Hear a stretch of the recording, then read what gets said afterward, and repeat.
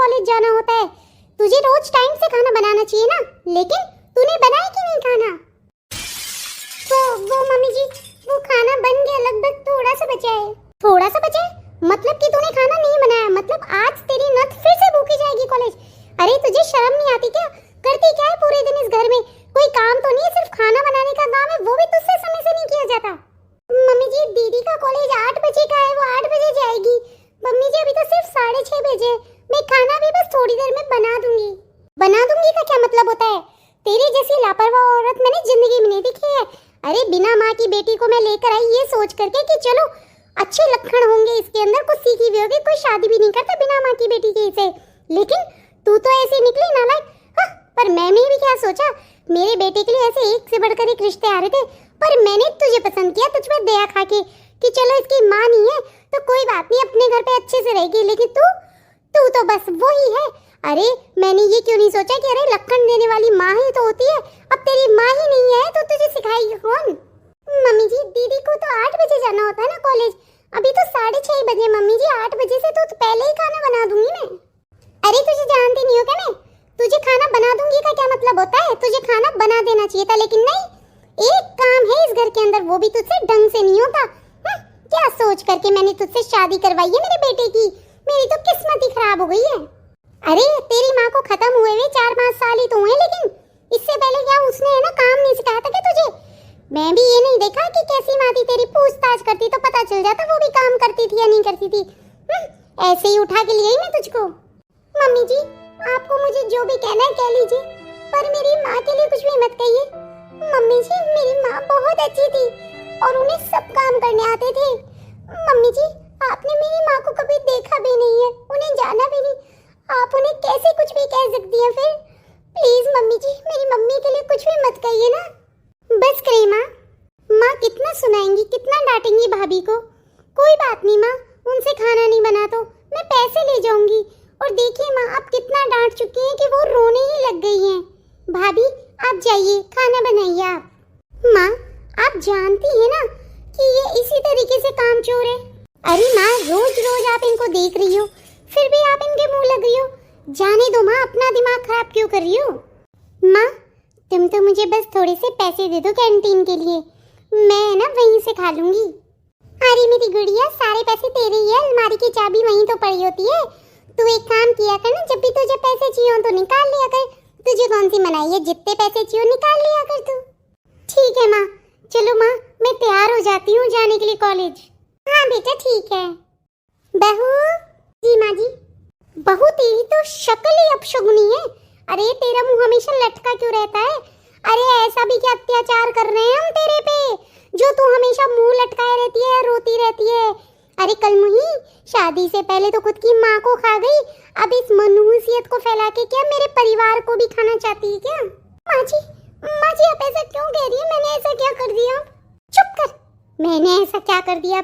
ऐसा सड़ा हुआ मुंह रखेगी हमेशा तो ऐसे ही सोचूंगी ना मैं तो। सुन मेरे पैरों में दर्द हो रहा है, पैर दबा मेरे आके। पूरे दिन खाती रहती है, पैर दबा थोड़ा सा, खाया पिया निकाल थोड़ा। जी माँ जी अभी दबाती हूँ पैर। अरे थोड़ी जोर से दबाना, कितनी जोर से दर्द हो रहा है मेरे पैरों में, दम नहीं है क्या तेरे हाथों में? नहीं माँ जी अभी जोर से दबाती हूँ। मम्मी अरे मेरी गुड़िया आ गई तू, आ बैठ बेटा। सुन बहू अब खड़ी हो जा और जाकर मेरी बेटी के लिए खाना लेकर आ। यहाँ पर मुंह मत दिखा मुझे, सुबह से बेचारी भूखी गई भी है, सुबह भी खाना नहीं बनाया था, अब तो लेकर आ जा के खाना। भूखी बैठी है मेरी बच्ची सुबह से। अरे नहीं मम्मी मैंने इतना सारा खाना खा के आई हूँ, मुझे नहीं खाना घर का सड़ा हुआ खाना। मैं तो मम्मी पिज्जा खा के आई हूँ और इतना अच्छा पिज्जा था ना, बिल्कुल भी भूख नहीं है मुझे अभी भी। अच्छा ठीक है बेटा। मम्मी आज तो इतने सारे लेक्चर थे ना कि मेरा तो शरीर ही टूट रहा है, पैरों में इतना दर्द हो रहा है।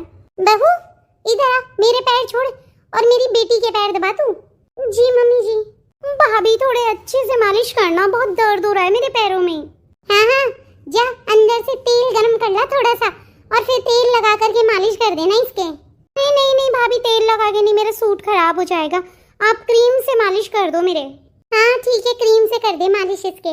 अरे फोन आ रहा है किसी का, शायद तेरी बड़ी मम्मी का फोन है। हेलो हाँ जीजी। हाँ कैसी है पारो तू? हाँ जीजी मैं तो ठीक हूँ, आप बताइए। अरे मेरी नजर में गुड़िया के लिए। मैंने सोचा घर में ही बच्ची है तो क्यों दूसरे को पूछूं, और इतना बढ़िया रिश्ता है इसलिए मैंने तो तुझसे पूछ रही हूँ। भाई शादी करेगी ना बच्ची की? हाँ हाँ जीजी, क्यों नहीं, शादी तो बिल्कुल करनी है, लेकिन जीजी मेरी एक शर्त है। अच्छा, क्या शर्त है?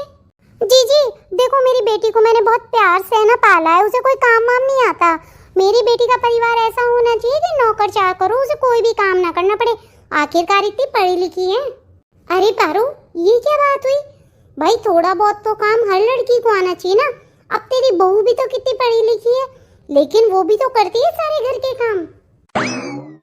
अरे जीजी आप ना मेरी बेटी की बराबरी मेरी बहू से मत करो।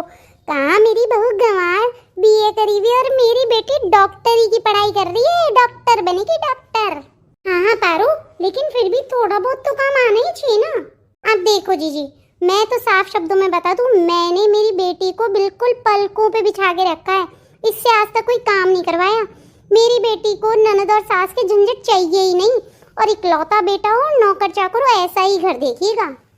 देख पारो, लड़के की सरकारी नौकरी है, उसके बाप की भी सरकारी नौकरी है, एक ननद तो है पर वो अभी छोटी है, लेकिन लड़का हीरा है हीरा। कोई ऐसा खास काम नहीं है, थोड़ा बहुत काम करना पड़े तो कर लेगी, लेकिन कोई खास काम नहीं है। पैसे की बारिश हो रही है उनके घर में। हाँ जीजी फिर तो ठीक है, आप देख लीजिए मेरी गुड़िया के लिए, ऐसा लड़का चलेगा मुझे। चल ठीक है, फिर मैं बात आगे बढ़ाऊं? हाँ हाँ बढ़ा दीजिए। चल ठीक है, फिर बताती हूँ मैं तुझे। हाँ ठीक है जीजी। मम्मी किसका फोन था? तेरी बड़ी मम्मा का फोन था। क्या बोल रही थी बड़ी मम्मी? अरे बेटा तेरे लिए रिश्ता बता रही थी, बोल रही थी लड़का बहुत अच्छा है। देखो मम्मी मैं एक बात बता देती हूँ, मुझे ऐसा लड़का चाहिए जिसपे मेरे बिल्कुल भी काम ना करना पड़े वहाँ घर पे जाके मेरे ससुराल, और सास और ननद का झंझट तो बिल्कुल भी नहीं चाहिए मम्मी। अरे बेटा तू चिंता मत कर, तूने क्या समझ रखा है, तेरी माँ को बिल्कुल ऐसा ही लड़का ढूंढेगी तेरी माँ तेरे लिए, कि जो रानी बना के रखेगा तुझे, परेशान मत हो तू। ठीक है मम्मी। भाभी जी दीदी, भाभी मेरे लिए एक कप चाय बना के ला दीजिए और उसे मेरे कमरे में ही भिजवा दीजिएगा, मैं आराम करने जा रही हूँ। ठीक है दीदी अभी ला रही हूँ। बहू सुन, गुड़िया के लिए चाय बना रही है ना तो मेरे लिए भी बना लाना, मैं भी मेरे कमरे में जाके आराम कर रही हूँ। ठीक है, जा मेरे लिए भी चाय बना ला। ठीक है मम्मी जी, अभी लेकर आती हूँ आपके लिए भी चाय बना के। ठीक है।